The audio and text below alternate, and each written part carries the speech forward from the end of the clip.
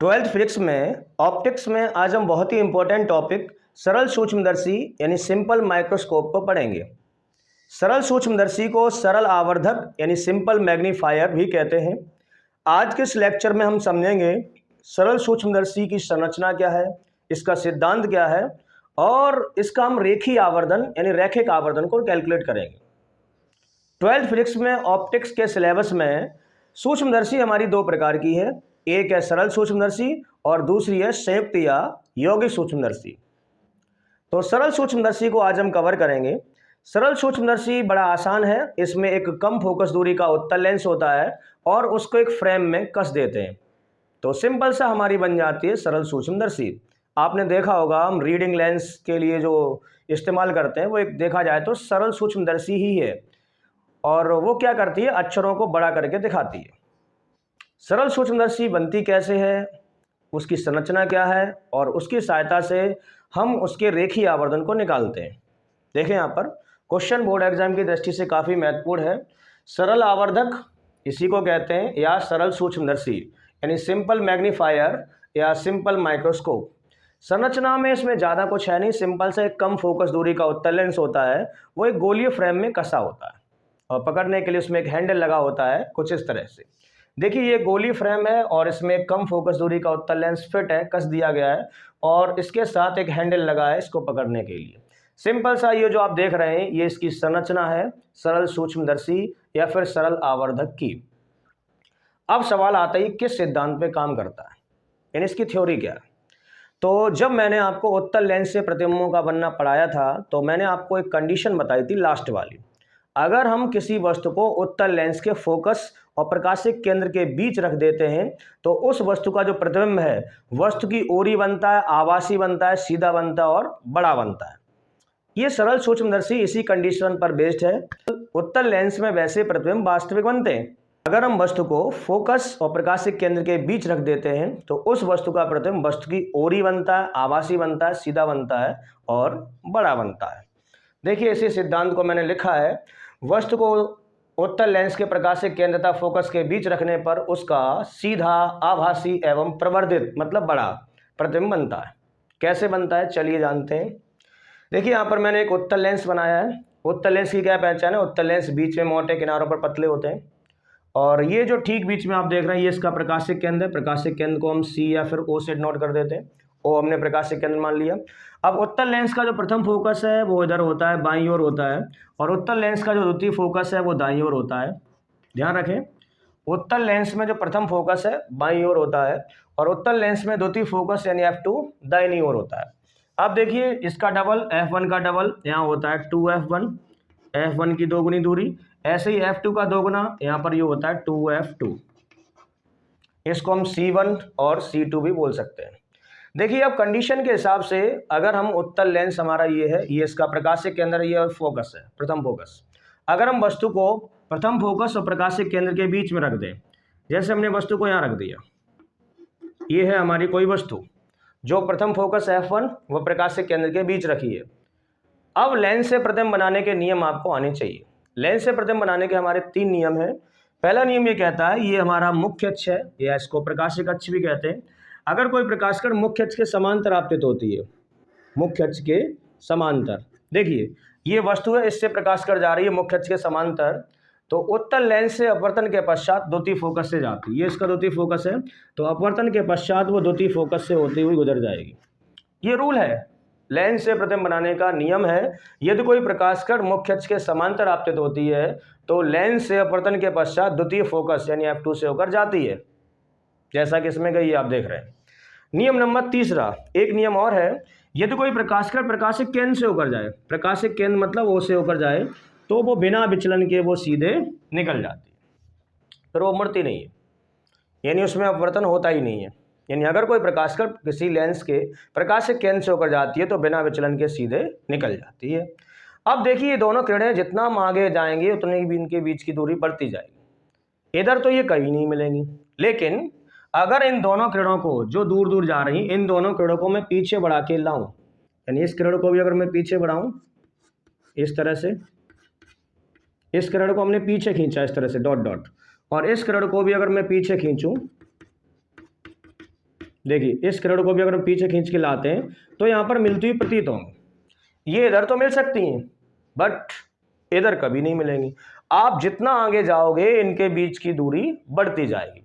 इधर इनका मिलन संभव नहीं है और प्रतिबिंब हमारा तभी बनता है जब हमारी प्रकाश किरणें मिलें या मिलती हुई प्रतीत हों। तो इधर तो वो ना मिलेंगी ना मिलती हुई प्रतीत होंगी, लेकिन अगर इन दोनों किरणों को हम पीछे बढ़ाते हुए लाते हैं तो इस बिंदु पर मिलती हुई प्रतीत होती हैं आभासी रूप से। तो जो वस्तु हमारी ये है, इस वस्तु का प्रतिबिंब इधर ही बनेगा और आभासी बनेगा, वास्तव में नहीं मिल रही है। आभासी और आभासी प्रतिबिंब हमेशा सीधा बनता है। वस्तु देखिए ऐसी है तो प्रतिबिंब भी ऐसा ही बना है, आभासी बना है, सीधा बना है और बड़ा बना है। देख सकते हैं वस्तु इतनी बड़ी है और प्रतिबिंब इतना बड़ा बना है। इसी वजह से जो रीडिंग लेंस हमारा होता है उसमें जो अक्षर होते हैं, अक्षर वो उसके फोकस और प्रकाशीय केंद्र के बीच आ जाते हैं, इसलिए छोटा सा अक्षर बड़ा दिखाई देता है। समझे?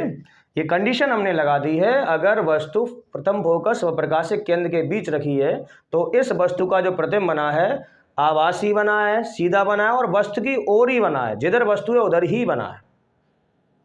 और सूक्ष्मदर्शी का काम यही है, जो वस्तु छोटी है उसको बड़ा करके दिखाना। तो इस वजह से वस्तु देख सकते हैं आप इतनी बड़ी है, उसका प्रतिबिंब इतना बड़ा बन रहा है। ठीक, ये तो कंडीशन यानी इस सिद्धांत पे तो ये काम करती है। अब देखिए यहाँ पर हम इसका रेखीय आवर्धन या रैखिक आवर्धन, जिसको हम इंग्लिश में कहते हैं लीनियर मैग्निफिकेशन, उसको निकालेंगे। तो देख सकते हैं ये हमारी वस्तु है और ये प्रतिबिंब है। तो प्रकाशिक केंद्र से वस्तु तक की दूरी को हम लोग u मानते हैं, तो यानी यहाँ से लेकर यहाँ तक ये जो दूरी है वो है हमारी u, देख सकते हैं। और प्रतिबिंब की जो दूरी है, प्रतिबिंब की दूरी को हम लोग v मानते हैं, यानी यहाँ से लेकर यहाँ तक ये प्रतिबिंब बन रखा है, तो प्रतिबिंब तक की दूरी को v मानते हैं। अब ये मान के चल रहे हैं जो प्रतिबिंब बना है वो हमारा बना है स्पष्ट दृष्टि की न्यूनतम दूरी पर, और स्पष्ट दृष्टि की न्यूनतम दूरी होती है 25 सेंटीमीटर और उसको दर्शाते हैं हम कैपिटल D से। स्पष्ट दृष्टि की न्यूनतम दूरी होती है 25 सेंटीमीटर और इसको दर्शाते हैं कैपिटल D से। देखिए ये है प्रतिबिंब, प्रतिबिंब तक की दूरी v मानते हैं और हम ये मान के चल रहे हैं इसमें जो प्रतिबिंब बना है वो हमारा स्पष्ट दृष्टि की न्यूनतम दूरी पर बना है। अब चिन्ह परिपाटी से हम जानते हैं प्रकाशिक केंद्र के बाईं ओर की जो दूरियां होती हैं वो ऋणात्मक होती हैं, यानी प्रकाशिक केंद्र O ये है, इसके इधर की दूरियां यानी जो v का मान है प्रतिबिंब की दूरी है वो किसमें होगी, ऋणात्मक होगी, यानी v की जो हम वैल्यू लिखेंगे वो -d लिखेंगे। ठीक है, वस्तु की दूरी है u। तो देखिए अब यहाँ पर हम इसका रेखीय आवर्धन निकाल रहे हैं, देख सकते हैं। तो अगर हम इसका रेखीय आवर्धन निकालेंगे तो रेखीय आवर्धन का आपको फॉर्मूला पता होना चाहिए कि रेखीय आवर्धन क्या होता है। रेखीय आवर्धन को बोलते हैं इंग्लिश में लीनियर मैग्निफिकेशन और इसको दर्शाते स्मॉल m से। आवर्धन क्षमता को दर्शाते हैं कैपिटल M से, लेकिन रेखीय आवर्धन को दर्शाते स्मॉल m से। और स्मॉल m इक्वल टू होता है लेंसों के लिए होता है v/u। वैसे I/o भी होता है प्रतिबिंब की लंबाई अपॉन वस्तु की लंबाई, बट दूरियों के लिए होता है v/u। v है प्रतिबिंब की दूरी और u है वस्तु की दूरी, m है रेखीय आवर्धन। सूत्र आपको याद होना चाहिए, रेखीय आवर्धन m इक्वल टू होता है v/u। v है प्रतिबिंब की दूरी और u है वस्तु की दूरी। अब देखो यहाँ पे हम थोड़ा चेंजिंग कर रहे हैं, स्मॉल m इक्वल टू, मैंने इसको ऐसे लिखा v × 1/u। कोई समस्या? ये भी b/u लिखा, ये भी b/u लिखा है। इसको हमने डाल दिया इक्वेशन नंबर फर्स्ट। क्या डाल दिया? Equation number first. अब देखिए 1/u की वैल्यू हम निकाल ले रहे हैं लेंस सूत्र से। ये उत्तल लेंस है तो इसमें हम लेंस सूत्र लगा सकते हैं। क्या लगा सकते हैं? लेंस सूत्र।